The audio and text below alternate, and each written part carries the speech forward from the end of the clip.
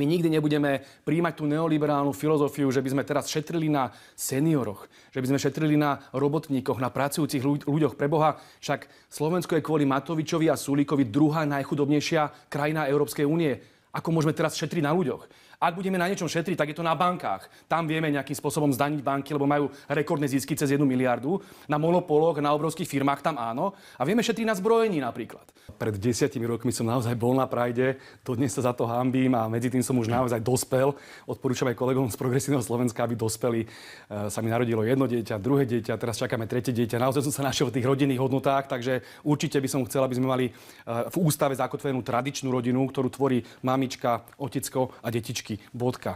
Ale to neznamená, že sme proti homosexuálom. Hej? Len nechceme tie ideologické nezmysly, ktoré sem prichádzajú zo západu, že tu pre Boha budete mať 76 pohlaví, záchody pre transsexuálov. Alebo dokonca teraz som videl v Progresívnom Slovensku, teda vo vašom programe, že chcete, aby si malé deti doslova, 16-ročné deti, mohli meniť pohlavie. To si už naozaj robia srandu z ľudí. Prišli sme s koncepciou národnej ľavice. Alebo povedzme červené ľavice. My nie sme taká tá bruselská dúhová alebo rúžová ľavica. My sme červená ľavica. Riešime seniorov, pracujúcich ľudí, robotníkov, bežných slovenských ľudí. A tým chceme dať prednosť pred kultúrnymi vojnami a nezmyslami, ako je riešenie teraz homosexuálov, transsexuálov a neviem akých sexuálov. Toto naozaj nie je priorita pre Slovensko a to platí pre drogy. Pre Boha, ako môže pán Spišiak povedať, že legalizujme tvrdé drogy? A pán Truban má tie svoje skúsenosti, keď študentom prednášal, že teda aké sú drogy fajn a ako ich propagoval. Toto odmietame. Jednoducho na Slovensku chceme mať normálnu slovenskú tradičnú spoločnosť a to budeme určite dodržiavať. Ja mám taktiež 2-3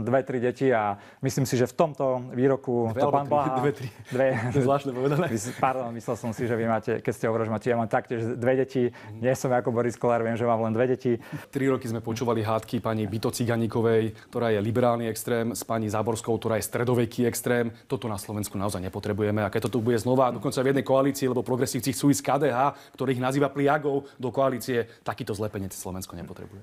Prezidentka Slovenskej republiky zneužila svoju funkciu a zasahovala do živého spisu. To je trestný čin. Ona keby nemala imunitu, tak už je tu trestné stíhanie. Muselo by byť. Jednoducho takéto veci sa nemôžu robiť a keby to spravil kdokoľvek z nás, tak verte tomu, že nás už Hamran stíha. Ale viete, pri pani prezidentke je možné všetko. Ja keď sa teraz pozerám, že ona, jej vláda, Čaputovej vláda alebo Odorovho vláda odklepla Gerulate, čo je firma pána Trnku, syna milionára z ESETu, ktorý financoval aj Progresívne Slovensko, aj pani Čaputovú 500 000 eur na to, aby špicloval ľudí, tak to je pre mňa jedna zločinná aktivita. Však to je vratka.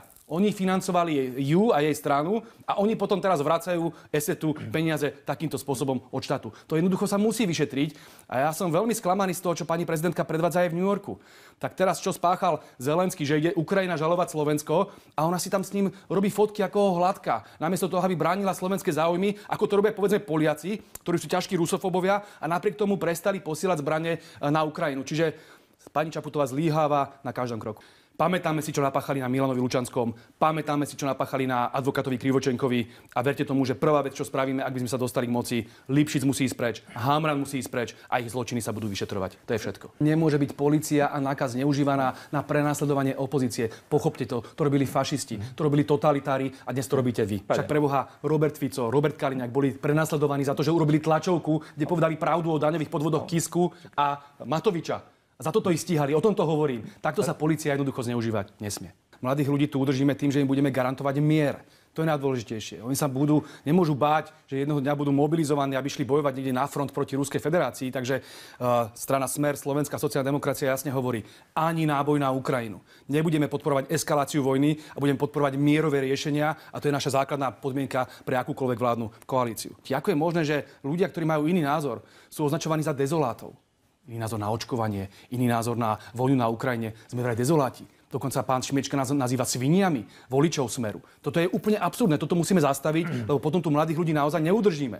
Prebieha tu istý proces odnárodňovania. V sociológii sa tomu hovorí McDonaldizácia. Že udúpavame tú národnú kultúru v mene nejakých globalistických liberálnych ideálov, kde každý bude individualista, egoista, homo kapitalistický, homo economicus. Toto odmietame. Naozaj Pestujme si to vlastenectvo, aj úctu k našim národným tradíciám, vrátane slovenského národného povstania, vrátane toho, že nás v druhej svetovej vojne oslobodila Červená armáda, neprekrúcajme historickú pravdu, vrátane úcty k Štúrovcom a tak ďalej. Toto my na Slovensku naozaj chceme pestovať. Pán Truban, beriete zbytočne osobne tú politiku a máte zjavne zo mňa nejaký komplex. Ja som aspoň nepredával 5 gramov bieleho prášku, že pán kolega, a zároveň nemám v strane Spišiaka, ktorý hovorí, že treba slúžiť oligarchom, že o tom je politika, že majú slúžiť oligarchom. Povedal to Spišiak? Povedal. Čiže prepáčte, ale aby ste vy mňa nejakým spôsobom moralizovali, si robíte srandu. Hovorím, človek, ktorý si nemôžem vážiť, nemáte žiadne skúsenosti a pokiaľ by ste došli do vlády, vy, diletanti, dorastenci, tak by to bola pre Slovensko katastrofa. Chcete tu robiť dúhové experimenty a na toto Slovensko naozaj nie je zvedavé, takže vyprosujem si to, aby ste vy mňa moralizovali. Buďte takí láskaví. Teraz máme už výsledky hlasovania našich divákov. Ľuboš Blaha 68%, Michal Truban 32%. Stranu Smer, Slovenská sociálna demokracia chce vyriešiť migráciu, chce chrániť hranice, chce zastaviť rôzne multikulturálne, neoliberálne experimenty, rôzne dúhové nezmysly a chce priniesť Slovákom dobrý, normálny život. Na druhej strane máte progresivistických extrémistov, reálne liberálnych fašistov, ktorí dokážu zakazovať každý iný názor, či už na očkovanie, na vojnu na Ukrajine, na čokoľvek. A túto ideológiu jednoducho musíme poraziť. Ja som presvedčený, že Slovensko musí ostať Slovenskom a pre nás bude Slovák, občan Slovenskej republiky, vždy na prvom mieste. Naša zástava je biela, modrá, červená, nie modro-žltá. Zvíťazíme. Venceremos.